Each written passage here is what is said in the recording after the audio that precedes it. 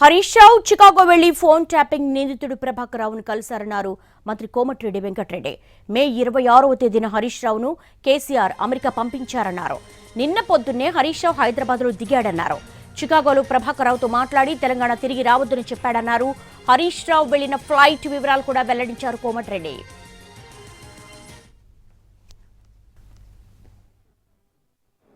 సమయం ఆసన్నమైందని చెప్పి నేను నా కొడుకు కూడా జైల్లోకి పోవాల్సిన సమయం ఆసన్నమైందని చెప్పి మొన్న ఈ నెల 26 రోజు హరీష్ రావుని అమెరికాకు పంపించిండు. ఎన్నడు పంపించిండు? 26 మే రోజు Emirates flight EK 525 flight number 4:35 AM departure అవుతుంది హైదరాబాద్లో 26 మేకు. మళ్ళీ హైదరాబాద్ రిటర్న్ ఎప్పుడు వచ్చిండు?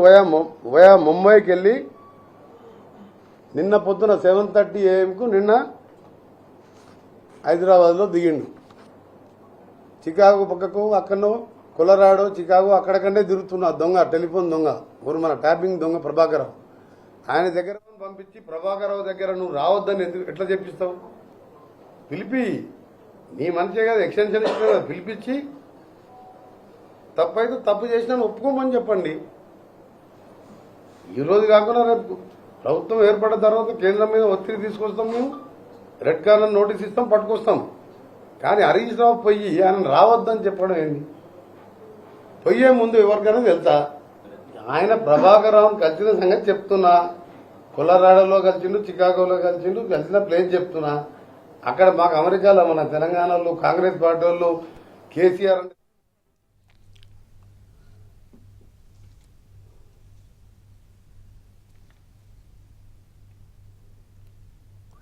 మాజీ సీఎం కేసీఆర్ రాక్షసుల్లా ప్రవర్తించాడని, చాలా నీచంగా టెలిఫోన్ ట్యాపింగ్ చేయించారన్నారు మంత్రి కోమటిరెడ్డి వెంకటరెడ్డి. రౌడీ గ్యాంగ్ పెట్టి ప్రజాస్వామ్యాన్ని అపహాస్యం చేశాడన్నారు. కేసీఆర్ ఆయన కొడుకు ఇద్దరు జైలుకు పోవాల్సిన సమయం ఆసన్నమైందన్నారు. టెలిఫోన్ ట్యాపింగ్ ఇది, టెలిఫోన్ ట్యాపింగ్ ఏంది ఇది? ఎవడన్నా బుద్ధున్న ముఖ్యమంత్రి ఎవడన్నా చేస్తాడా? నువ్వు ఇన్ని మంచి పథకాలు చేస్తే పబ్లిక్లో పోయి ఓట్లు అడగాలి, ఓట్లు తెచ్చుకోవాలి. ట్యాపింగ్లతోనేంది, వ్యాపారస్తులతోనేంది? ఇవన్నిటి గురించి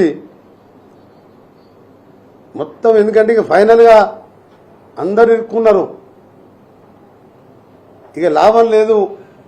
రేపు మాప ప్రభాకర్ వస్తున్నాడు, ఆయన కూడా అప్రూవర్గా మారిపోతున్నాడు. మొత్తం కేసీఆర్ చెప్పింది కాబట్టి నేను చేస్తున్నా. నేను నా కొడుకు కూడా జైల్లోకి పోవాల్సిన సమయం ఆసన్నమైందని చెప్పి ఏందా